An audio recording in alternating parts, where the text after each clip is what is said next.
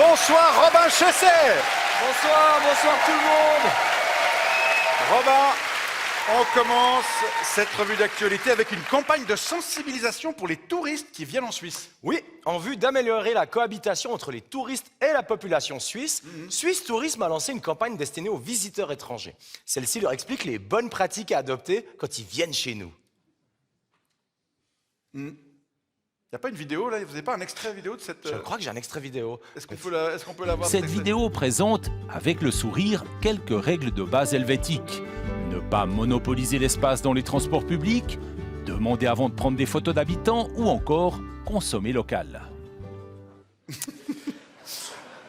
Alors, juste pour savoir, à qui vous adressez-vous? Parce que là, j'ai l'impression qu'on entretient notre propre légende. Moi, je prends le train régulièrement. Je peux vous dire, il n'y a absolument pas besoin de touristes pour que les gens prennent toute la place et soient mal polis. On veut juste que les touristes se comportent mieux que nous sur ce coup-là. Il y a plein d'autres recommandations. Respectez les personnes qui voyagent avec vous. Attendez votre tour. Respectez le code de la route.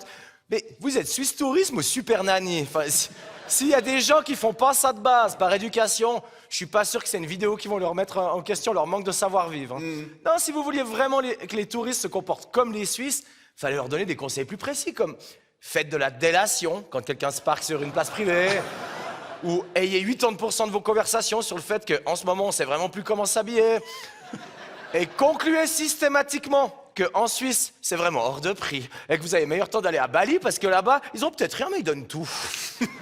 On reste dans le thème des vacances. En France, un avion de la compagnie Ryanair s'est envolé pour le Maroc sans ses 192 passagers. Les voyageurs n'ont pas pu monter dans l'avion parce que la compagnie s'est rendue compte au dernier moment qu'il n'y avait pas d'agent de sécurité. Ah, ils étaient tous malades. C'est ballot ça quand même. Alors, excusez-moi d'être un chouïa terre à terre, mais à ce moment-là, pourquoi l'avion a quand même décollé?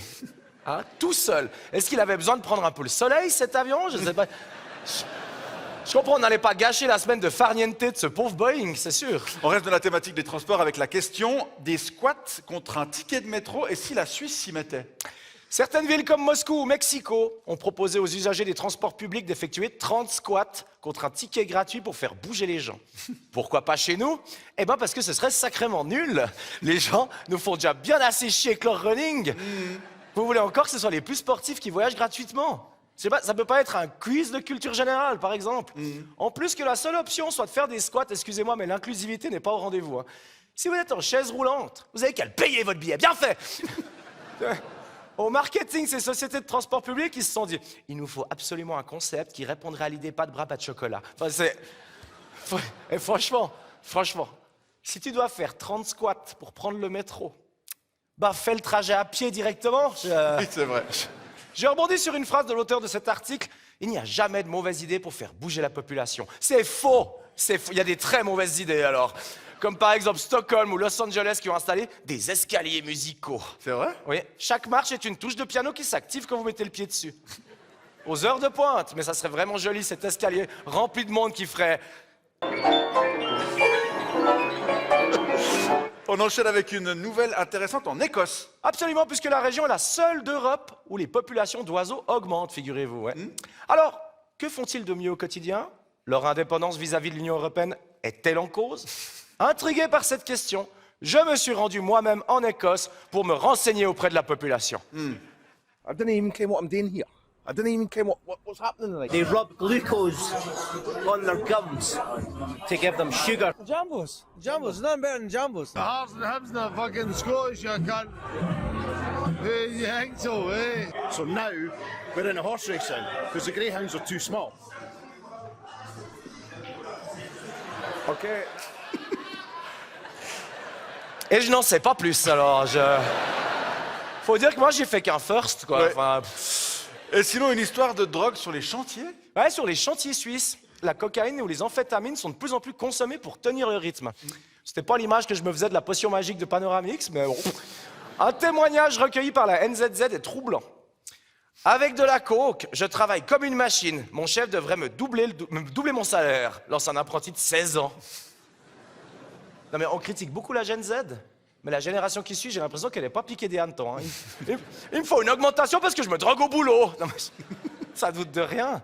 Mais apparemment, les chantiers vont quand même plus vite. Ouais. Alors il y a un truc qui m'interroge. Si on prend Lausanne, qui est une scène ouverte de la drogue, et qu'on met en parallèle le chantier de la gare, est-ce qu'il n'y aurait pas moyen de créer quelques synergies? C'est vrai. Qu'est-ce qu'on a appris d'autre encore ces derniers jours? On pensait avoir tout vu. Après la collaboration entre Choupa Choups et Ikea pour lancer la sucette goût boulette de viande, qui moi me fait déjà particulièrement pas envie.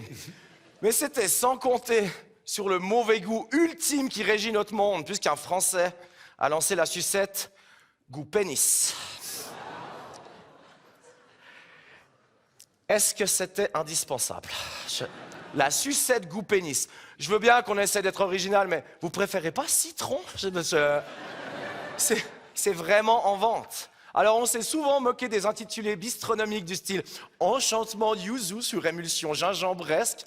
Et de l'autre côté du spectre, il y a un gars qui dit « Moi je vais faire goût bite ». Et attendez, c'est pas tout. Parce que pour y arriver au goût bite, les créateurs ont mis le paquet sur les arômes, je cite, des notes distinctes de cheese parmesan, ainsi que des touches de sperme, d'urine, d'odeur de transpiration et de salive. C'est dégueulasse. C'est dégueulasse. Vous êtes inspiré de quel zizi, les vôtres? Lavez-vous. Oui. Non mais, qui veut manger une sucette qui a le goût de pisse et de transpiration et de sperme? Hein? Si vous avez ça tant que ça, mais je vous donne direct mon slip, je sais pas. Non, mais vous voulez mon slip, Vincent? non, je veux pas de... Il voulait le mâcher mon slip. Il est là, je vous donne. Oui, peut-être après, ouais. D'accord. Le pire dans tout ça, c'est que c'est 6 € la sucette. Et qu'il y a des gens qui achètent. Vous savez, Vincent, on a beau faire des efforts. C'est quand même compliqué d'avoir foi en l'humanité, hein, vraiment. Merci, Robin. Merci beaucoup. Je suis d'accord avec vous. Mais quand même, on peut garder un peu de courage. On vous retrouve cet automne, mais avant ça, un peu plus... Avant ça, oui, je joue mon spectacle le 6 juin au Casino de Fribourg Ouais. et le 12 juin à Morche-Sourire, voilà. Merci beaucoup, Robin. Bonne soirée.